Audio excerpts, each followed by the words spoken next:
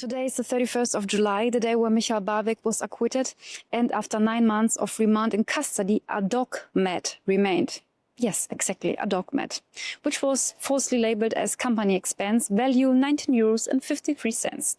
I have the opportunity spontaneously to talk to Mr. Leland Lehrman from the United States, which is the executive director of the MAHA-Action, which is the short form for Make America Healthy Again, which was started originally by Robert F. Kennedy Jr. What was the motivation to come from where, USA exactly? New York. New York. Well, we've been following Michael Ballweg since he organized the Berlin rally where Bobby Kennedy spoke for, 500,000, 1 million people on the subject of health freedom, which we were fighting for both in the United States and Germany at the same time. So we know of his work as an organizer, and we're here to support him. And we're very happy that he has won his case finally. And what does health freedom have to do with the criminal prosecution brought up against Michael Ballweg? There was a political persecution based on the fact that he was pointing out that it was important for people to be able to make their own choices when it came to health. And also that people have the right to protest if their government is making bad decisions. And what convinced you that these are political proceedings? Because in the United States of America, like most parts of the world, when they were talking to us about the problem, they were recommending only one solution, vaccination. And we knew that other things were working better. And we knew that vaccinations had side effects. And we knew that people were already getting injured from regular vaccinations. And we knew that these were untested vaccinations. And we knew that they were a new platform. And we knew that the new platform, mRNA, was also very toxic. And when people started getting hurt, we heard about it right away. And so we were talking about it because in the United States of America, the citizens are in charge. And if we don't say anything, nothing will change. Does the health policy in the United States switch to the opposite in the direction of health freedom now that Robert F. Kennedy is in charge? And what kind of measures he and you both are implementing? Well, I help the secretary on the outside, which means that he is on the inside of the government and we are still on the outside of the government. But we bring lots of people to the political process and to the conversation so that the political world knows that it's depending on what they do, we will either vote for them or we will not vote for them.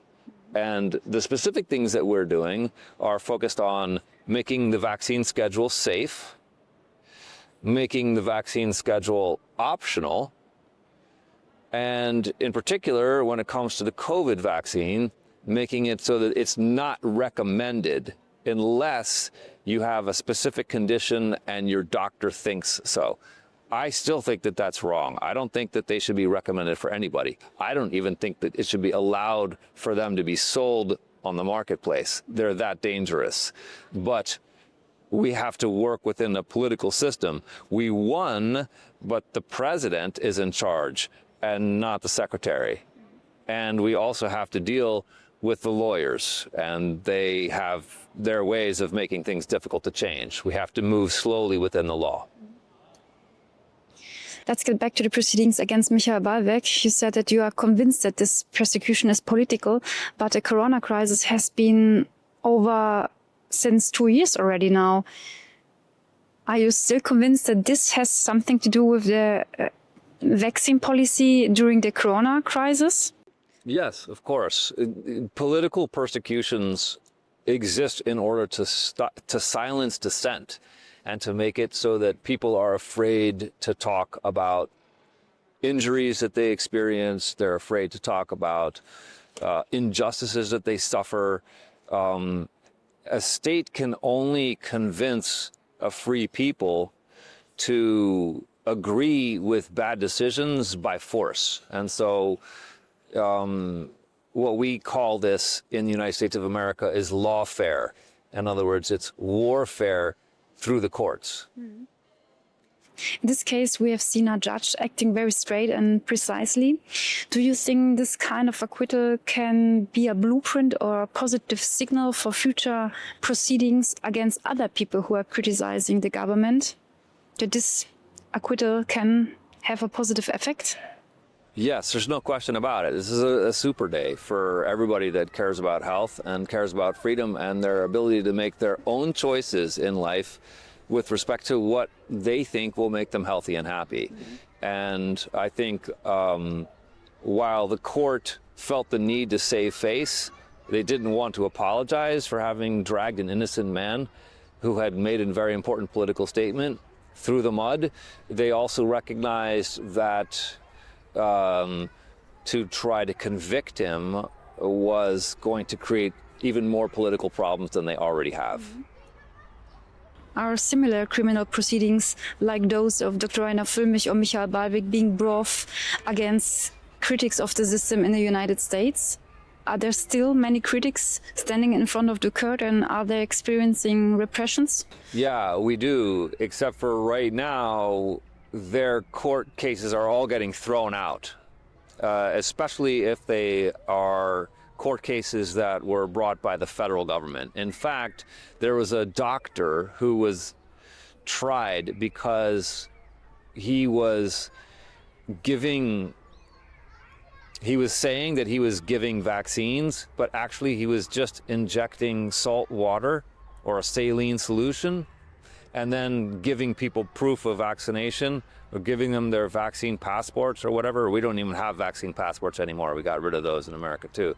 But even today, even after all that we've learned, even after President Trump has won, this court case was still moving. But then everybody made a big noise. We said, this is crazy.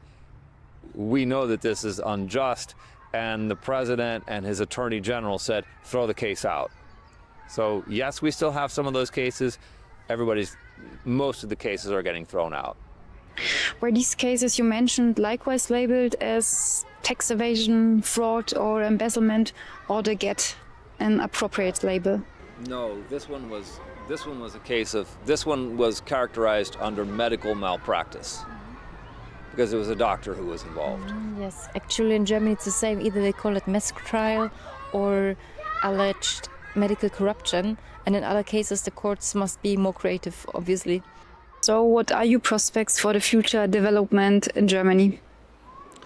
Well, I'll say a couple of things on that. First off, the United States of America, we have a strong tradition of self-governance. And without it, we would have been in big trouble. And to the extent that in your country, your people are willing to take matters into their own hands and decide their own fate by directly engaging with their government, running for office, standing for the Bundestag, running for a mayor, whatever it is, whatever you can do, that's important because it's difficult for them to ignore these issues when it becomes an important part of a political campaign. Then they have to write about it every day. And we saw that with the Kennedy campaign.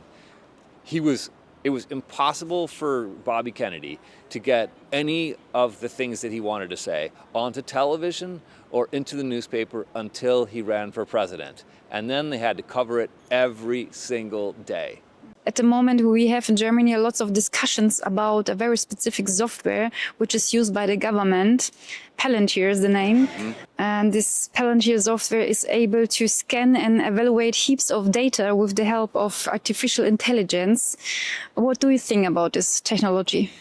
I feel like military intelligence contractors should stay in their lane. And if they want to work on healthcare, they should, if the technology is valuable, they should license it to a real healthcare company that's not focused also on military intelligence and targeting drone assassination programs. We think it's two different skill sets, and we don't really want Palantir involved in our healthcare system. We have the same problem. Okay, but we copied your problem in the end because it's as American software and it's already used in Baden-Württemberg, here example. Yeah, I saw the news. Yeah. I couldn't believe it. I was looking at a newspaper in Germany and there was Palantir again on the front pages. here in Germany. I had no idea. But, you know, listen, when it comes to the digital problem, we don't know all the solutions. But in the end, it's a human issue like anything else. We're going to have to watch and see what they do. And if they do things that are wrong, we're going to have to stop them. We're going to have to forbid the use of Palantir in government healthcare systems at some point. And maybe we give them a chance and see if they're willing to be helpful, but the minute we find them doing the wrong thing, we have to call them on it and we have to stop it. So we know that it's a problem. I think that that's conclusive, and we want to hear if they do something wrong here in Germany, and we'll do what we can to stop it there too. But we've noticed that Palantir is very close even to the current president. So there's only so much that we can do.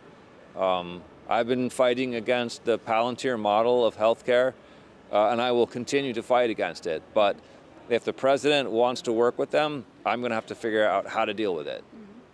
I won't be able to change that until we change the president. Okay, from your point of view, are the United States a good role model for this development you just characterized? So we struggle to rein in our military in the United States of America, and we struggle also with too much technology and too much of artificial intelligence and other things. So the United States, not the role model in every way, but when it comes to deciding whether or not you can choose your own health care, yes, we think we're doing better than any other country in the world on that particular issue. Some of the smaller countries, it's still not so much of an issue. But many of the developed world countries still labor under the idea that their government should be able to tell them what they can and can't do when it comes to making their own healthcare decisions. And in the United States of America, we've settled that question. So I think that if German people are as committed to their country as the people of the United States are, you will find the same thing will happen and you will win soon. Thank you, Mr. Lehrman, for this interview and It's your great to meet advices. you. Thank you. Thank you very much.